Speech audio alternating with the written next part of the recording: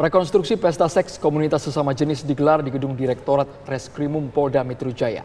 Peserta yang mengikuti rekonstruksi berjumlah 10 sampai 15 orang. Ada 26 adegan yang diperagakan mulai dari tahap perencanaan hingga pelaksanaan. Para peserta digiring masuk satu persatu sampai lobi dan kemudian dijemput penyelenggara. Komunitas ini mengundang para peserta melalui grup WhatsApp dan Instagram. Para penyelenggara menggunakan modus acara dengan tema kemerdekaan untuk mengelabui petugas apartemen di Kuningan, Jakarta Selatan. Serta tindak pidana menyediakan atau memfasilitasi 23 junto pasal 7 dan atau pasal dengan perencanaan pembuatan event pesta homoseks. Dari 56 orang yang diamankan beberapa waktu lalu di salah satu apartemen di kawasan Kuningan, Jakarta Selatan.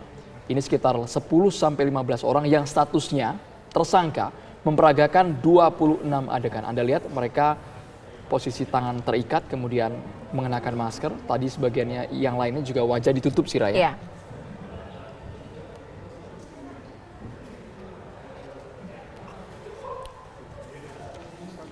Informasi terkini dari rekonstruksi kasus pesta cabul sesama jenis di Setiabudi, Jakarta Selatan akan disampaikan oleh Ken Ane. Ken, apakah rekonstruksi hingga kini masih berlangsung? Ya, selamat sore Andrew Sira dan pemirsa. Sekitar pukul 16 lewat 15 menit waktu Indonesia Barat yang dimulai dari pukul 13 waktu Indonesia Barat, rekonstruksi dari kasus pesta seks komunitas sesama jenis ini sudah selesai dilaksanakan. Dalam rekonstruksi yang digelar siang hingga sore hari tadi pemirsa di Gedung Dirkrimum Polda Metro Jaya, ini memang ada 26 adegan yang dilaksanakan dalam rekonstruksi ini dan dihadirkan 9 orang tersangka serta sejumlah saksi dan juga saksi pengganti dalam proses rekonstruksi yang digelar pada siang hingga sore hari ini pemirsa. Dari 26 adegan yang dilaksanakan ataupun dilakukan dalam rekonstruksi ini dibagi menjadi 2 sesi besar dan juga 3 tahapan, yaitu mulai dari tahap perencanaan, persiapan hingga pelaksanaan. Dan proses rekonstruksi yang berlangsung hari ini memang tujuannya adalah untuk melakukan sinkronisasi maksud kami dari keterangan-keterangan yang sudah diperoleh tim penyidik dari Dirkrimum Polda Metro Jaya yang kemudian sudah dituangkan di berita acara pemeriksaan dari keterangan tersangka maupun juga saksi dan dicocokkan kembali dengan barang bukti yang ada. Dan berikut kami sampaikan dari pernyataan Wadirkrimum Polda Metro Jaya AKBP Jan Calvin Simanjuntak. 6 adegan ini tadi sudah disampaikan seperti Pak Kabid Humas akan dibagi dengan 3 tahapan yang ada. Tahapan pertama adalah tahapan perencanaan. Tahapan perencanaan ini menjelaskan tersangka yang merupakan penyelenggara mulai dari menginisiasi kejadian pertemuan ini yang dituangkan, di-share, di-broadcasting di dalam grup untuk melakukan pertemuan yang terjadi di tanggal 28 Agustus kemarin. Dan ini terlaksana. Dari perencanaan ini untuk menginisiasi pertemuan dilanjutkan dengan 2 kali pertemuan perencanaan di salah satu coffee shop yang ada dengan 4 tersangka lainnya. Ini dilakukan pertemuan. Pertemuan yang pertama membicarakan terkait dengan kebutuhan apa saja yang dibutuhkan terkait dengan keuangan, anggaran dan selanjutnya.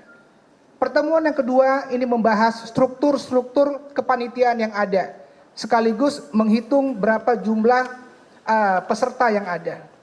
Sampai dengan perencanaan sudah dilakukan, sampai dengan membuat undangan digital. Nanti akan dijelaskan secara detail pada saat fakta yang kita lihat di dalam rekonstruksi ini. Setelah perencanaan ini selesai, tahap kedua akan dijelaskan timeline terkait dengan persiapan yang ada. Persiapan yang ada mulai dari panitia memasuki lokasi pada saat siang hari jam 12, mempersiapkan lokasi di awal, meletakkan barang-barang terkait dengan fakta-fakta melawan hukum yang ada, proses percabulan, kemudian alat-alat seksual lainnya diletakkan di situ, kemudian buku tamu segala macam, sampai dengan bagaimana cara penjemputan dan seterusnya.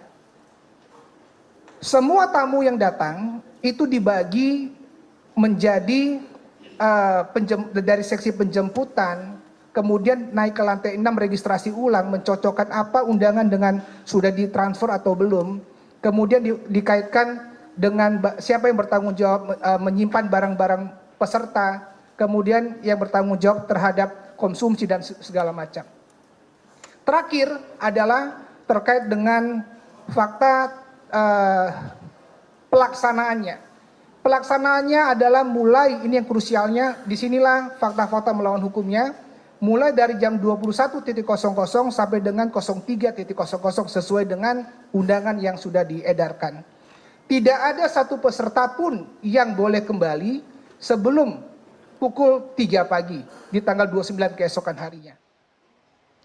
Ya pemirsa, dari 26 adegan yang diperagakan dalam rekonstruksi pesta seks dari komunitas sejenis yang berhasil diungkap oleh Dirkrimum Polda Metro Jaya pada tanggal 29 Agustus 2020 sekitar pukul 00.30 waktu Indonesia Barat.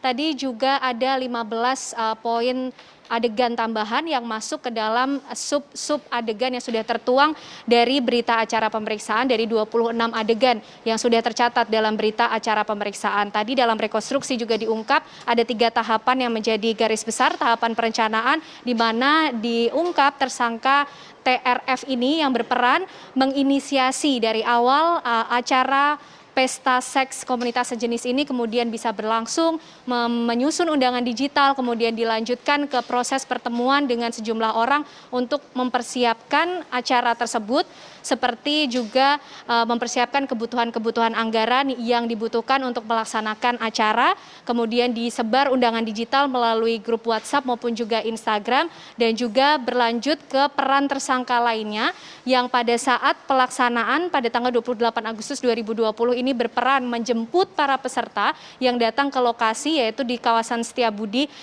Jakarta Selatan. Pemirsa, setiap 1 jam untuk menjemput para peserta yang hadir kemudian dibawa ke lokasi, bahwa tadi juga dilaksanakan reka adegan yang menjelaskan mengenai proses registrasi ataupun pencocokan dari peserta dan juga hasil transfer dari uang pendaftaran, karena memang acara pesta seks komunitas sejenis ini memungut biaya 150 hingga 350 ribu rupiah. Dan fakta baru menarik yang ditemukan dari rekonstruksi hari ini pemirsa, bahwa dalam permainan-permainan yang ada dalam pesta seks komunitas sejenis ini, bagi mereka yang dianggap berhasil atau menang dalam permainan tersebut akan diberikan hadiah potongan 50% apabila mereka ikut serta dalam kegiatan atau event selanjutnya. Artinya sebenarnya sudah ada perencanaan akan dilaksanakan event-event selanjutnya, karena dari kurun waktu 2018 hingga 2020 sudah ada 6 kali kegiatan ataupun acara sejenis pesta seks komunitas sesama jenis ini yang dilakukan.